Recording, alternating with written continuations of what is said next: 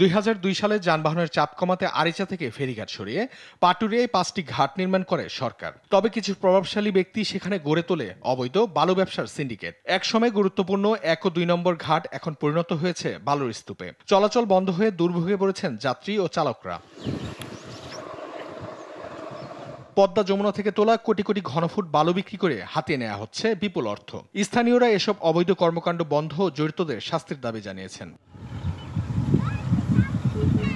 যদিও 1983 সালে আরিচাকে নদীবন্দর ঘোষণা করা হয়, বাস্তবে সে আইনের কোনো প্রয়োগ নেই। ঘাট এলাকায় চলছে প্রকাশ্যে দখল ও বালু ব্যবসা। ঘাটটা রানিং থাকতো, তাহলে কিন্তু এই ব্যবসাটা এখানে হইতো না। জসিম খান নামে এক ব্যক্তিরে যে কোবানো হয়েছে এই বালু ব্যবসা ওই বিরোধী দল দখল নেওয়ার জন্য। 1 নম্বর 2 নম্বর ফেরিঘাট পর্যন্ত মনে করি ওটা বন্ধ হয়ে গেছে শুধু এই বালুর ব্যবসার কারণে। অভিযোগের জবাবে বালু ব্যবসায়ীরা জানান, জায়গার মালিকানা নিয়ে হাইকোর্টে রিট চলমান রয়েছে। যে জায়গাগুলো আমরা ব্যবহার করতেছি সেগুলো ব্যক্তি মালিকানাধীন জায়গা, তাদের বৈধ কাগজপত্র আছে, তাদের কাছ থেকে আমরা জমি ভাড়া নিয়েছি এবং তাদের সেই আমাদের ডিড ডকুমেন্ট সেগুলো আছে। জেলা প্রশাসনের অবৈধ বালু ব্যবসা বন্ধে পদক্ষেপ নেওয়ার জন্য পত্রের মাধ্যমে অবহিত করা হয়েছে বলে জানান আরিচা নদী বন্দরের উপপরিচালক।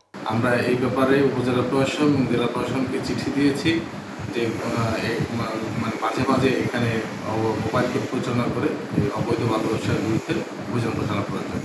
জেলা প্রশাসক জানিয়েছেন, বন্দর কর্তৃপক্ষ ভ্রাম্যমাণ আদালতের জন্য অনুরোধ করলে অবৈধ বালু ব্যবসায়ীদের অবশ্যই আইনের আওতায় আনা হবে।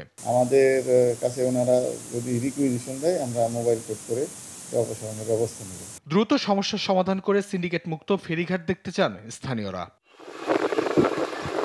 নিউজ ডেস্ক, দেশ টিভি।